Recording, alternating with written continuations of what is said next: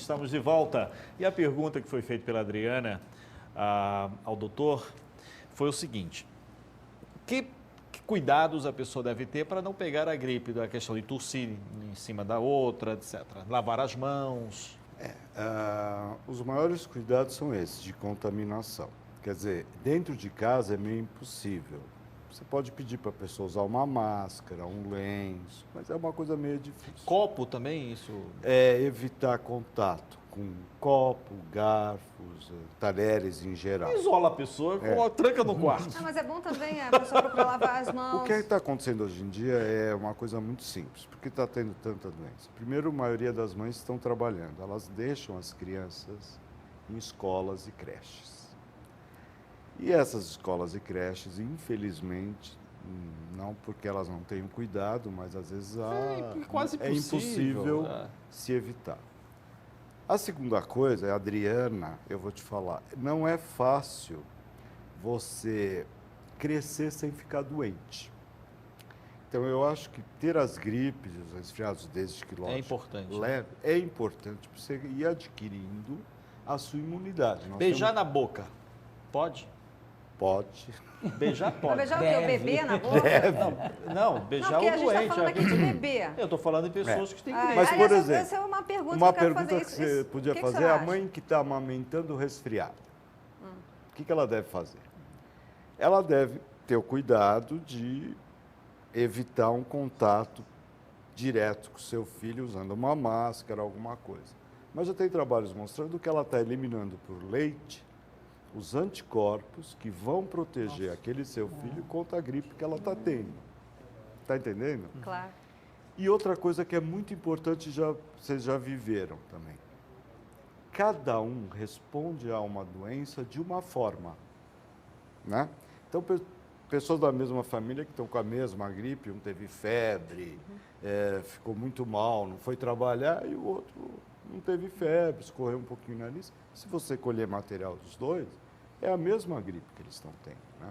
Eu não sei se hoje vocês sabem que nós fazemos o diagnóstico de gripes colhendo o material do nariz. A gente sabe se é um adenovírus, se é até o rotavírus, entende? Aparece às vezes, porque a entrada do rotavírus no corpo é como uma gripe.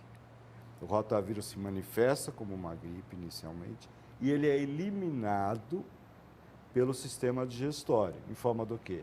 De vômito e diarreia. É uma beleza esse rotavírus. Está entendendo? Então, você pode tirar na história, você está com rotavírus, está com esse rotavírus aí. Está com gripe? Eu já peguei uma vez. Você está com rotavírus, você não teve uma gripe há uns 15, 20 dias atrás, a pessoa, tive, fiquei ruim e tal. É a entrada dele.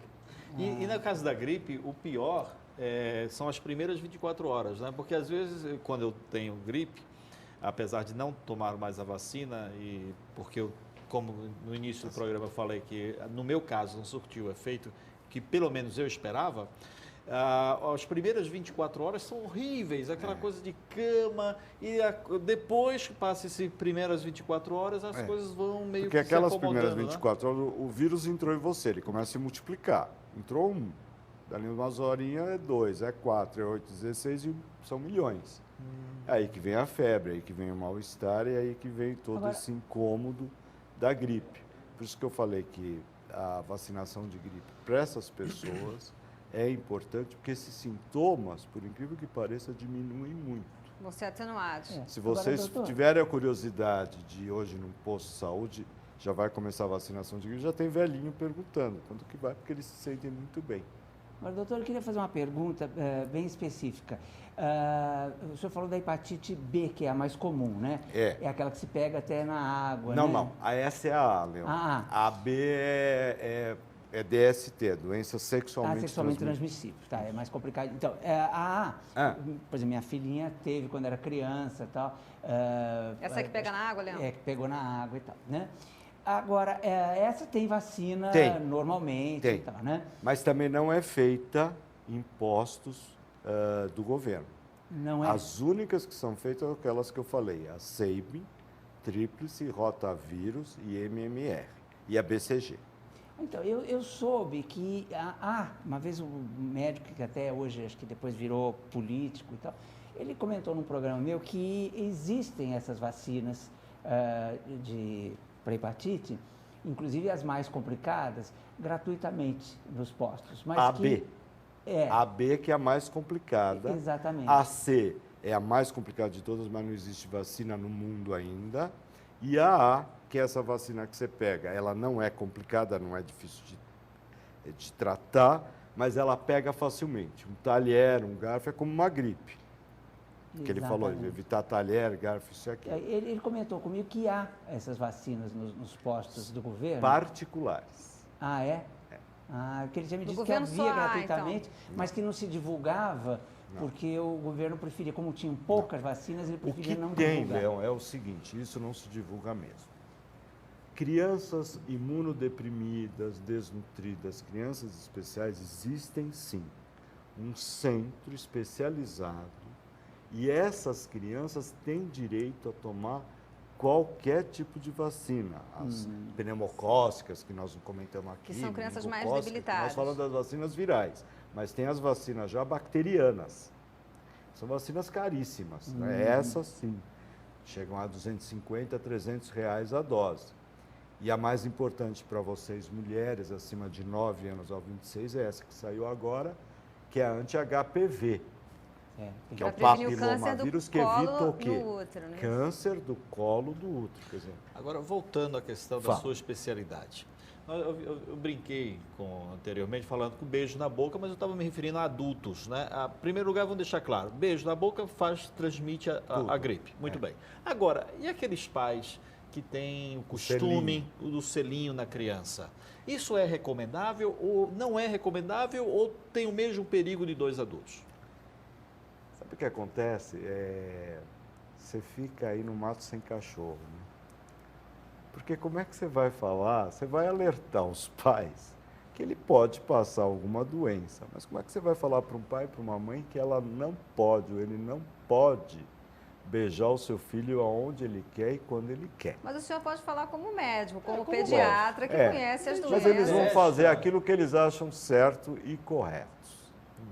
E outra coisa também, eu acho que o carinho é muito grande dentro de uma família. Uma gripe não vai atrapalhar tanto a vida de uma pessoa, né? Então, higienicamente falando, não é tão correto.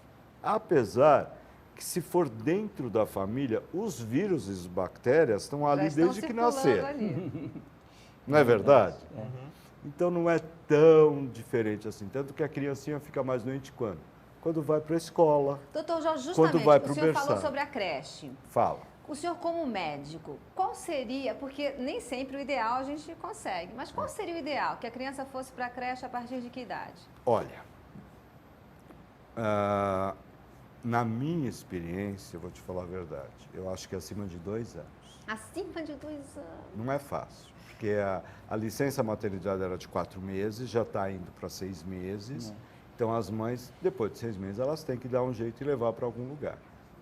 E tem os berçários e as creches governamentais, que são muito boas, né? E as empresas, acima de um certo número, também têm suas creches. E tem as particulares. Mas eu vou te falar uma coisa, eles ficam muito doentes, muito, realmente. Gripes, resfriados e rotavírus, infecções intestinais. E eles acabam contaminando a família também, não é, doutor? Exatamente. Aí é uma transmissão indireta, que ele vem para casa e começa a passar para todo mundo que está lá dentro. Né? Agora, o ideal não é isso. O ideal seria você montar uma creche ideal. Qual seria essa creche ideal? Um número de crianças, e um número correto de crianças e um número correto de pessoas que vão cuidar dessas crianças. Qual seria a proporção ideal? Então, para cada 4 a 5 crianças, uma cuidadora. Segunda coisa, arejamento dessa creche.